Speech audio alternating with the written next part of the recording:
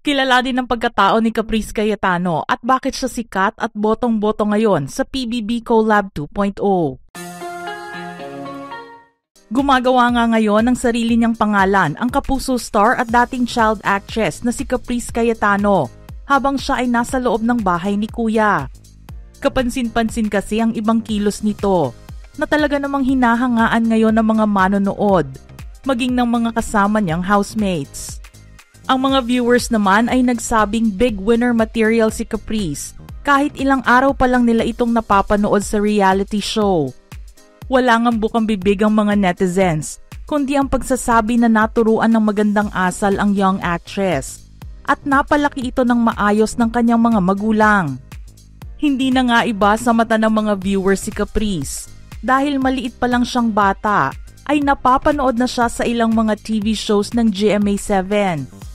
Unang nakita si Caprice sa paglabas niya bilang support role sa 2016 serye na Poor Señorita, pero mas nabigyan siya ng pagkakataon noong 2017 nang ipalabas at mapasama siya sa supernatural hit na Kambal Karibal, kung saan ginampanan niya ang mas batang bersyon ni Criselda na karakter na ginampanan ni Pauline Mendoza. Mula noon lumabas na siya sa mga drama series, kabilang ang Mulawin vs. Ravenna, Hindi Ko Kayang Iwan Ka, Asawa Ko Karibal Ko at Prima Donnas. Kamakailan nga lang ay muling napanood si Caprice bilang isang teenager sa primetime action drama na Lolong, Pangil ng Maynila, kung saan gumanap siya bilang isang kidnapped Filipino-Chinese teen. Marami ang nagulat at napahanga nang makita siyang lumalaki na at nagdadalaga. Mas lalong hinangaan ang galing niya sa pag-arte, lalo na noong sabihin ng Sparkle Workshops team na isa siya sa mga standout students noong nagwo-workshop ito. Kasalukuyan naman siyang napapanood bilang si Jessica sa GMA Afternoon Prime series na Cruz vs. Cruz, bilang anak ng mga karakter ni Gladys Reyes at Neil Ryan Sese. Galing din si Caprice sa isang successful family dahil ang kanyang ama ay ang kilalang chef na si George Mendez, may-ari ng progresibong Japanese restaurant na Modan. Siya rin ang itinalaga at kasalukuyang executive chef at research and development director ng Italian casual dining brand na Cibo, ang pagmamay-ari at isa sa mga naiwang negosyo ng namayapang chef at restaurateur na si Margarita Forés. Ang bago namang Japanese concept restaurant ng Cibo Group na matagal ng collaboration ni na Chef Gaita at Chef George na Makanay ay nagbukas na rin noong September 2025 sa BGC. Pero marami sa mga sumusuporta ngayon kay Caprice ang mula sa isang matibay na fandom ng sumikat na love team noong 2015. Naalala kasi siya bigla ng mga viewers nang balikan nila ang kwento ng Aldab, ang love team na pinasikat ni na Alden Richards at Maine Mendoza na nagsimula sa noontime show na Eat Bulaga. Kalat na nga rin sa internet ngayon ang litrato niya kasama sina Alden, Maine at mga lola.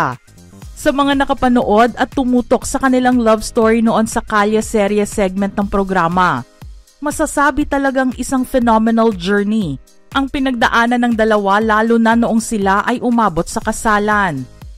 Ngunit hindi lang doon natapos ang kwento nila, dahil nagkaroon pa sila ng kambal na anak at ang isa nga doon ay ang batang si Caprice.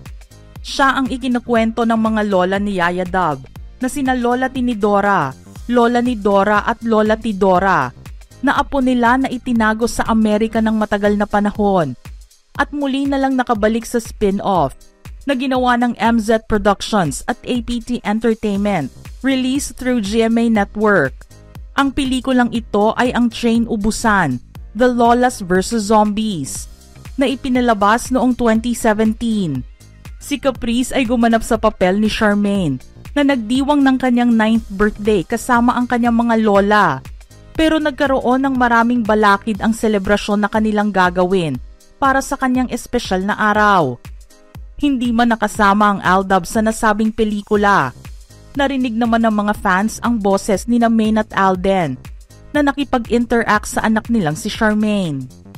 At dahil tila nabubuhay muli ang Aldab Nation na fans club ni na Alden at Maine, makakaasa naman ang iba pang mga supporters ni Caprice na hindi nila iiwanan ang naging anak ng mga idols nila hanggang sa huli.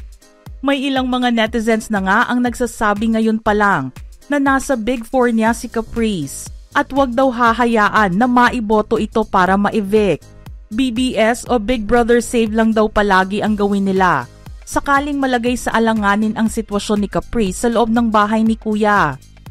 Ani rin ng isang fan, si Caprice nga ang anak ng Aldab na may 41 million backup. Kaya naman pakiusap niya ay paabutin siya hanggang sa huli, lalo na sa big night. Ang ilan naman sa mga viewers at fans ay nag-request kung maaari sanang maging house guest sina Maine, Alden at ang mga lolas para naman kahit papaano ay magkaroon ng mini reunion sa pagitan nila ni Caprice. Samantala, trending naman ang mga videos at ilang scenes ng Pinoy Big Brother sa TikTok, lalo na kung andoon si Caprice. Paano ba naman ito hindi magiging sikat ngayon?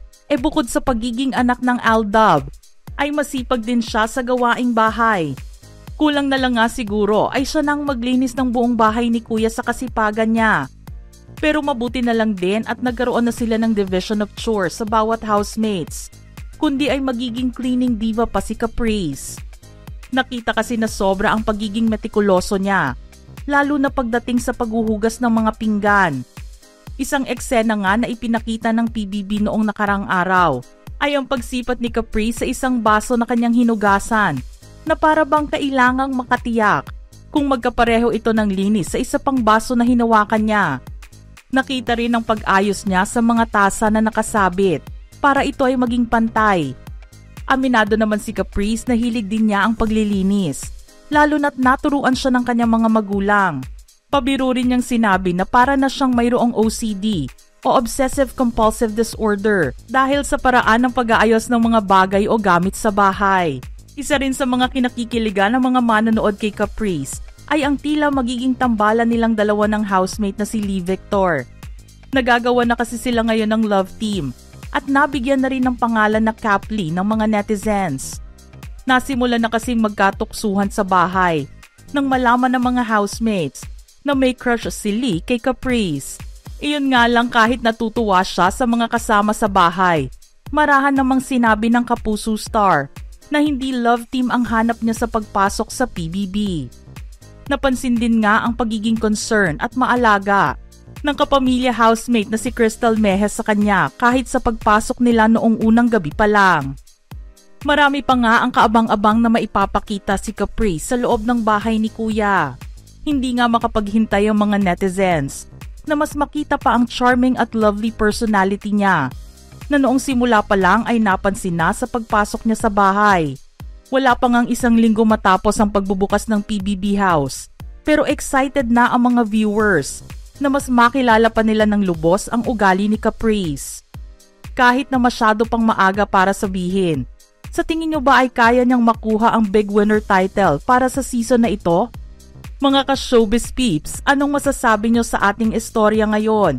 Share your thoughts in the comment section below.